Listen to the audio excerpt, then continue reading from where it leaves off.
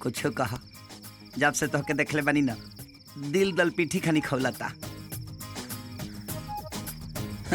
लोग सुतला में सपना देखेला, हम जगले आंखी तोहरा के देखता नहीं।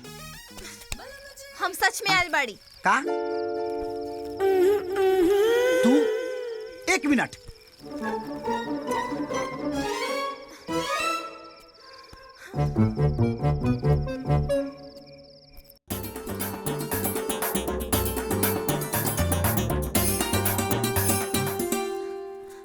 कपड़ा लता लेकर खोल का आए एंग भगबू। अच्छा रुको, दुगो माई के लुका लेके होता नहीं। हाँ ए इधर आवा, इधर आवा। का बोला? का भागे के पलान नहीं खूब बनले का? हे भगवान, ये आदमी कहाँ तक सोच ले लेबा। हम तोहरा साथे यहाँ भागेला ना। हाँ तका रतिया में पंचायती करेल बड़ू। काल सवेरे दंगल बा और हमने की चाहत के त्रिभुवन तोहरा हार्ड मस के चटनी बना देवे। देखा, कल सवेरे होके से पहले तू यहाँ से भाग जा। कल चलो सो आज करो सो अभी। भाग चल के दंगल ना होई। बोला बोला बोला। चुप चुप, एकदम चुप। सब भगोड़ा हुआ करे, हरदम बस भागे की बात करेला। और हम तोहरा साथे कहेला भागब, हम तोहरा से प्यार करेले का? तू झूठ बोला तारू। तू प्यार ना करेलू तो हमारे इतना चिंता फिक्र काहे करेलू? देखा, जोना के तो प्यार समझता रो, वो प्यार ना एगो लगाओ बा। और तू हमरा पसंद नहीं खे, तोहार हरकत पसंद बा। और तू हमरा के कितना दिन से जानता रहा? 2 महीना, 4 महीना, 6 महीना। लेकिन जॉन माई तोहरा के 9 महीना अपना कोख में पल्ले बाड़ी, बिना बाप के तोहरा के पाल पोस के बड़ा कैले बाड़ी। ओकरा बारे में तू कबो सोच ले बाड़ा? अगर तू हमरा के लेके भाग भी जाइबा तो तू हमरा के खियाइबा का? तोहार गुजारा तो खुद माई के पेंशन और भैंस के दूध बेचला से होला। अच्छा चला, तू हमरा के लेके भाग भी जाइबा, तोहरा का लगता त्रिभुवन तोहरा के आसानी से छोड़ दी? और तोहार माई के का होई, ई कबो सोच ले बाड़ा? अरे जॉन माई तोहरा बगैर जिए के सपना तक ना देखिले, वो कैसे जिए? और एक बात, भागेला कायर, सच्चा आशिक तो अपन जान भी दे देला। माँ जी, अब रहुआ इनका के समझाई, हमार बात तो इनका के समझ में ही नहीं आवत। कल दंगल में त्रिभुवन इनका के अखाड़ा में पटक दी और काले हम अपना मायके चल जाए। 4 दिन बाद हमार शादी बा। यही से विनती बा कि रहुआ दंगल से पहले इनका के लेके गांव से चल जाए कहीं। प्रणाम।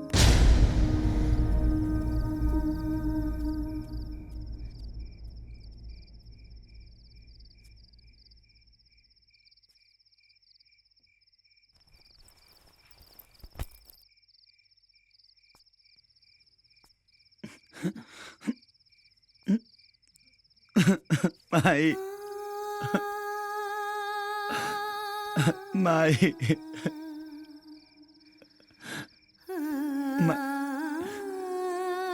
सही कहता लिया ना, हम बहुत स्वार्थी बानी। तोरा बारे में कबो न सोचनी, लेकिन तोहार क्रिया माई, अब तू जौन का बुना हम उहे करब।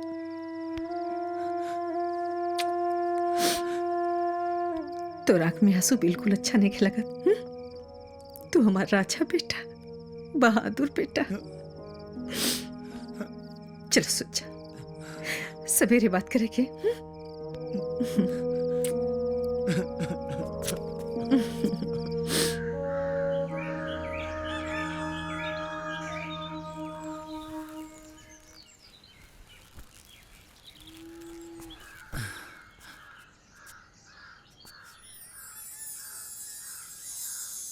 माई के उठे से पहले सब काम कर देता नहीं।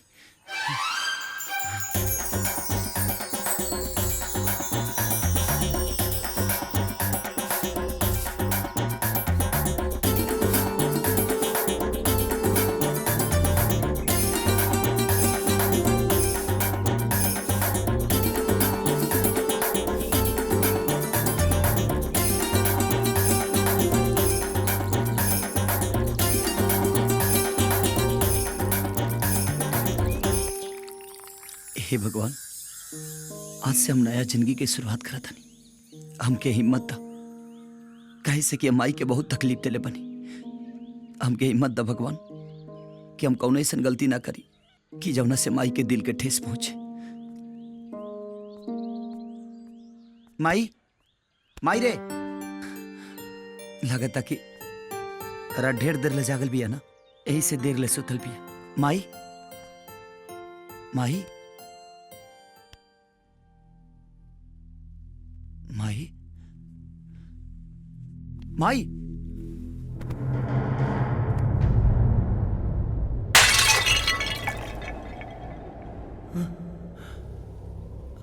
माई, माई, ई का मजाक माई?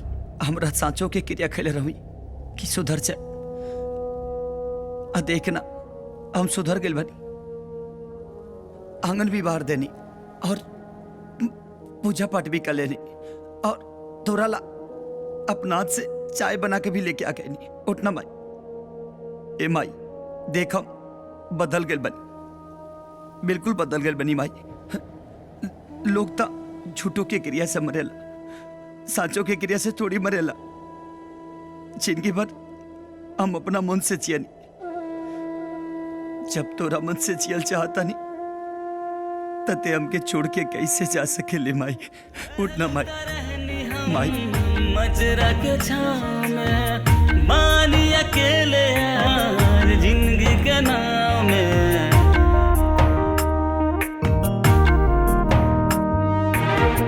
रहलू त रहनी हम मजरा के छाँव में बानी अकेले यार जिंदगी के नाम में। दूर दूर तक न लौके अब किनार, दूर दूर तक न लौके अब किनार।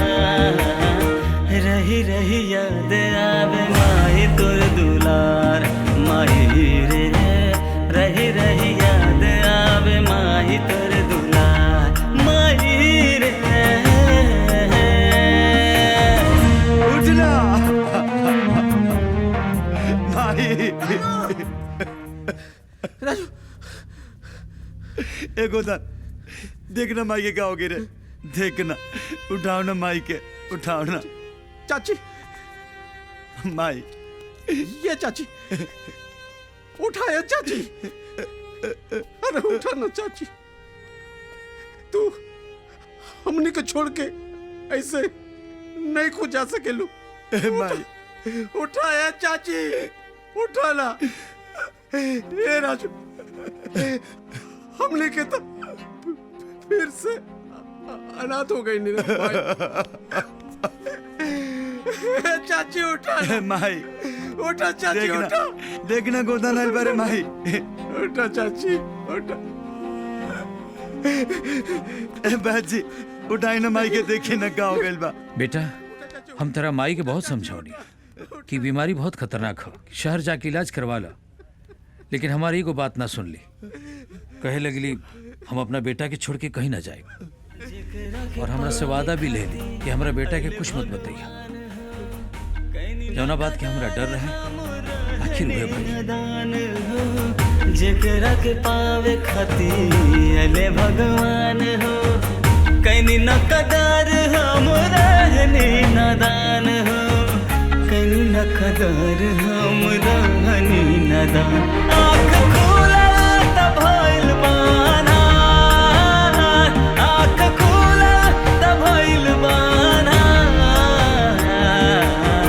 रही रही याद आवे माई तोर दुलार, माई रे। रही रही हम अक्सर सोचत रहनी कि हमरे बाद त्योहार का होई। हमारी है चिंता हमरे जिंदगी और मौत के बीच दीवार बन के खड़ी रहल। लेकिन कल जब हम वो लड़की की देखनी तो हम निश्चिंत हो गए। नहीं, अरे पागल, वो प्यार करेले तोरा से, और वो गलत का कहले? बताओ, कौन लड़की ना चाहेले कि ओकर पति भगोड़ा नहीं एक मर्द हो? बेटा, हार जीत तो अपनी जगह है। कल का लड़ाई तो कि अकेले लड़े के है, और अगर तू ये लड़ाई दिल से लड़बा ना तो तोरी माई और बाबूजी की आत्मा की बहुत शांति मिली। माई ना हम बाबूजी खानी पहलवान बन सकनी और ना ही तोरा खानी टीचर, लेकिन हमके आशीर्वाद दे कि तोरा आखिरी इच्छा पूरा कर सकी।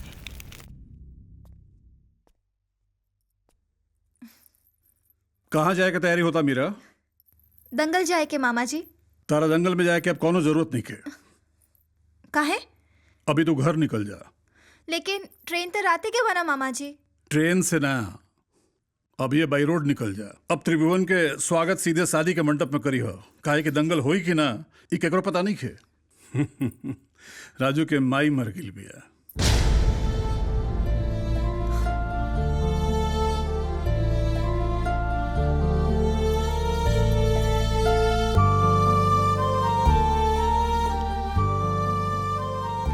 दंगल तो होई, वो जरूर आई बेर।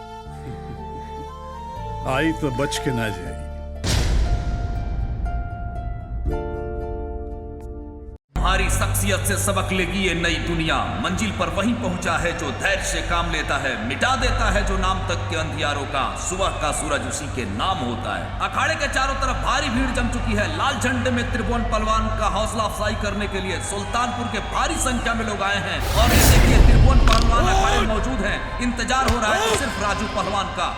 और पीले झंडे में रामपुर गांव भी उमड़कर आया है राजू पहलवान के हौसला अफजाई करने के लिए।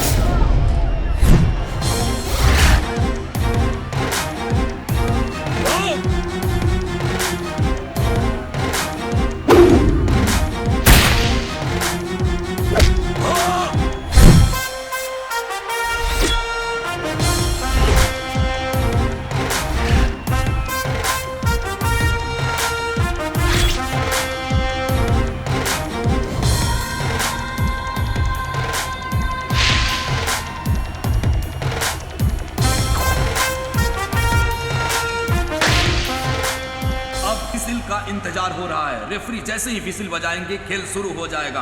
अरे देखिए, पहला राउंड शुरू और दोनों पहलवान एक दूसरे की तरफ बढ़ते हुए, और रेफरी ने विसिल बजाई और यकीनन बड़ा महासंग्राम आपको देखने को मिलेगा। लगाकर माथे पर माटी जो घुर्राए तो दंगल है, पहलवानी भुजाएं साथ लहराए तो दंगल है। दांव और पेच का एक खेल अद्भुत है, निराला है कि जब दो शेर आपस में यूं टकराए तो दंगल है।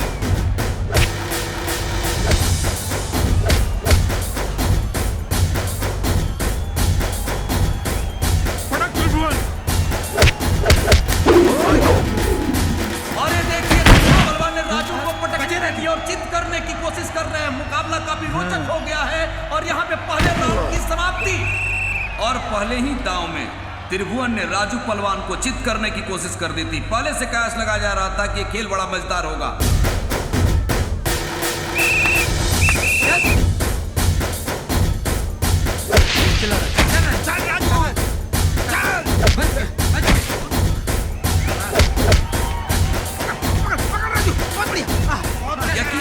शानदार हो चुका है। बड़ी रोमांचकारी स्थिति में कुश्ती पहुंच चुकी है और क्या राजू पहलवान ने पांव पकड़कर त्रिभुवन पहलवान को पटक दिया है।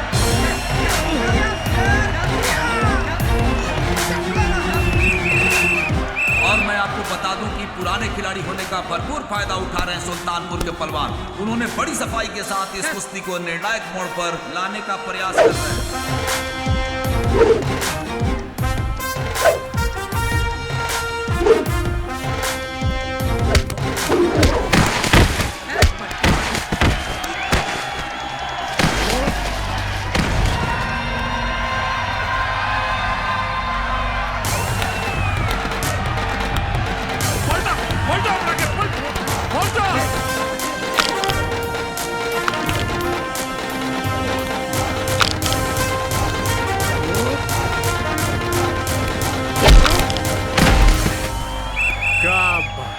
यकीनन बड़ा महासंग्राम हो रहा है, यानी इन पर भारी पड़ रहे हैं त्रिभुवन पहलवान।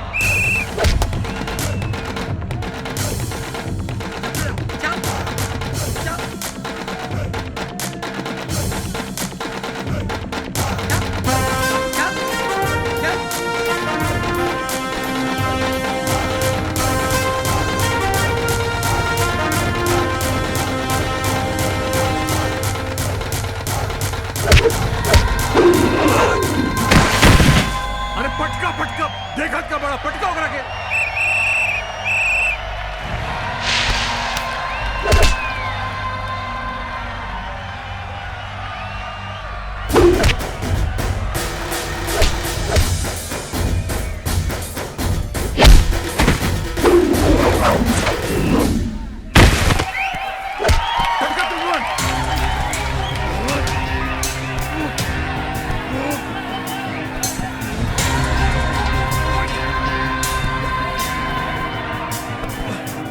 जाता जाता जात उठाओ।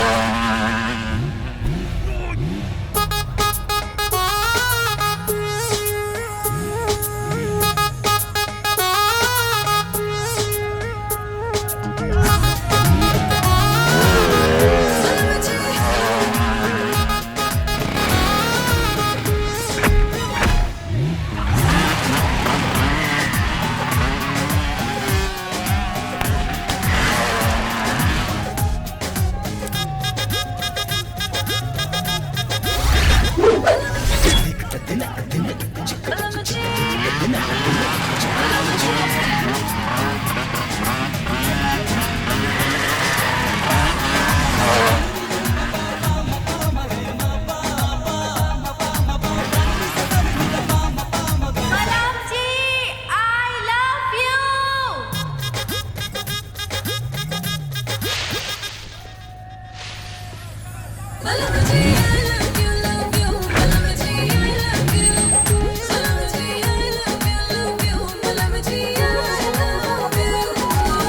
बलम जी, पटक पहलवान के।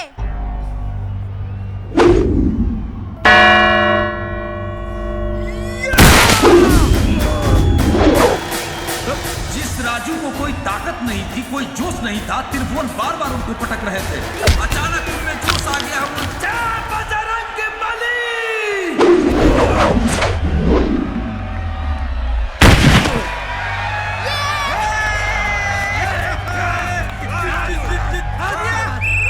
सुल्तानपुर गांव वालों के बीच थोड़ी निराशा पैदा हो गई है, लेकिन देखते हैं राजू के इस दांव का जवाब त्रिभुवन कैसे देते हैं।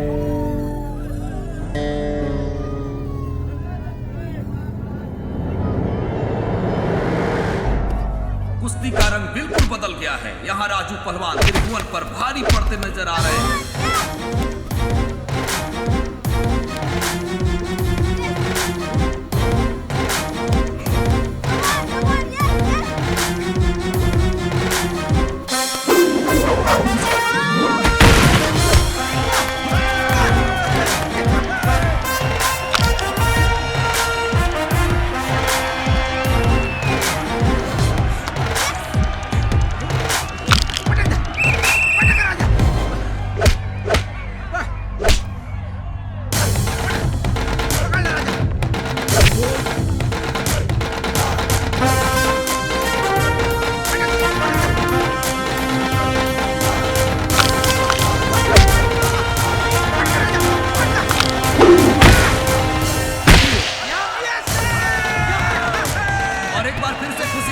दिया है रामपुर वालों को। अब देखते हैं अंतिम दौर में किसका भाग साथ देता है। क्या रामपुर अपनी प्रतिष्ठा बचाएगा या सुल्तानपुर अपना सूरज उगाएगा?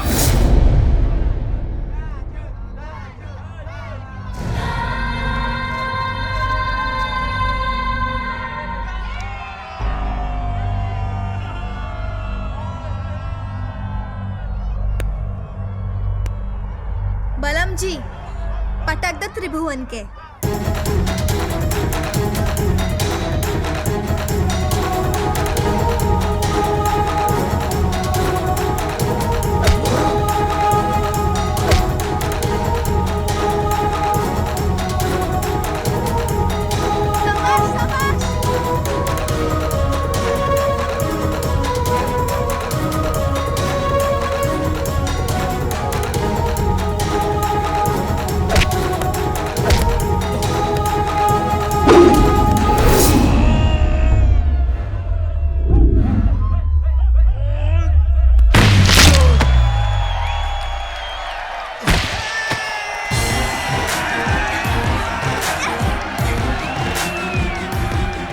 इस महासंग्राम को जीता है रामपुर ने।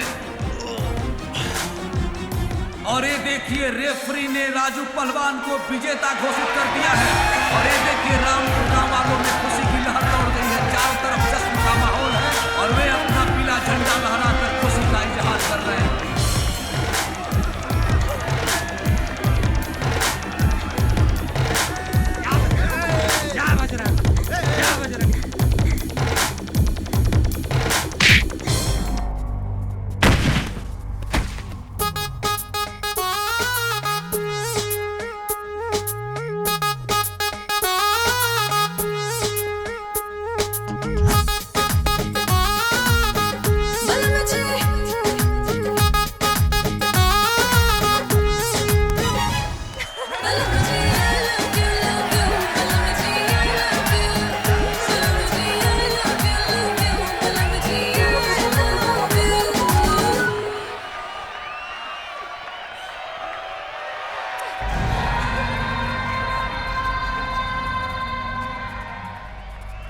और दंगल में पटकला के बाद बियाहे के लवा तोहरा हाथ से मिलवाई।